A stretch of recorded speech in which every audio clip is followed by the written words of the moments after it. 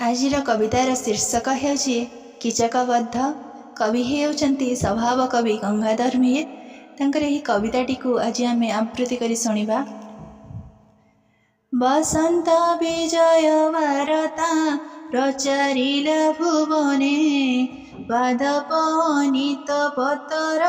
परभृत्य पठने, ग्रहराज कन्ये पडिला ऋतु सम्राट भाषा, गमिले सरल पथरे तेजी दक्षिण आशा, शिशिरानाशायी पद्मिनी घन रविंकी ग्रासे, एणु ऋतुपति नामरे रवि रहिले त्रासे, ग्रह राज्य हेला प्रसन्न तहु ग्रह सरवे, विलासिले मंडी विग्रह रम्य प्रभावी भवे, पतिनी जगति दुःखरे क्षीणतिला वासर, फुलाइला मृदि शरीर मुख करी सुंदर, हरषित दिन वर्धन देखि कोक दंपति, आनंद न हुए कहार चाहि प्रिय संपत्ति, भानु जमालय गमन देखि पद्मिनी सती, विष्णुपद स्रोत जड़रे भासी थिला झटची, तब फळे सुंदरी नव जनम लभी, ध्रुव सम्मुखीन पतिंक हेला प्रिय वल्लभी, बसंत अतिथि विरति पाई अवनी राणी, जोगाड़ी रखिला भंडारे नाना पदार्थ आनी, तरभुज आम्र पणस नाना खाद्य संभार, उपहार पाई इच्छिल फूल माणिक्य हार,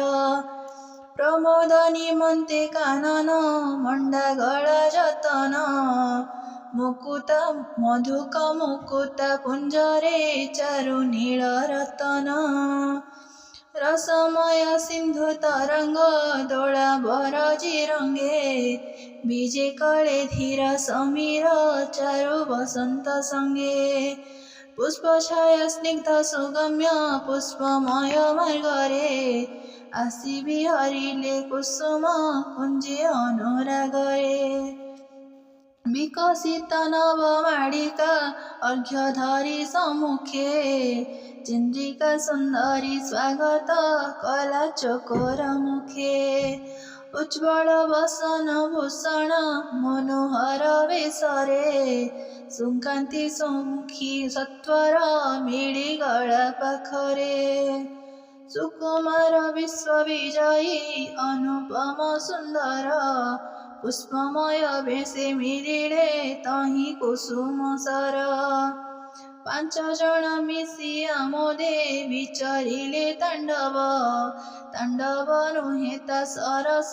फल पुण्य खांडव, से खांडव फल भोजने हेला जगत लब्ध, के पाई आनंदे नाचिला के बा न पाई क्षुब्ध, संतापित हेला मध्याह्न पितृप्रसु सुंदर, पल्लवित हेले पादपे शुष्क नदी उदर, किंसुकर कत विग्रह वन कांति बढ़िला, चंद्रिकार नव प्रसूति विभावरी सड़िला,